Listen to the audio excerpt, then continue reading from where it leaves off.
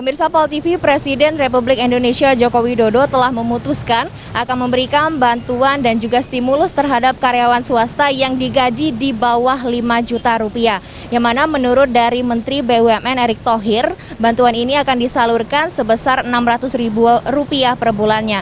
Namun ini sangat disayangkan sekali pemirsa bahwa untuk karyawan swasta yang ingin mendapatkan bantuan ini harus ada syarat tertentu.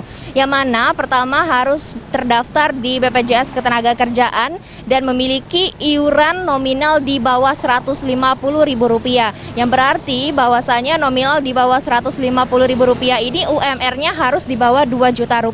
Sedangkan untuk di Kota Palembang sendiri UMR telah ditetapkan sebesar Rp3,1 juta, yang mana iuran untuk BPJS Ketenagakerjaan ini di atas Rp150.000.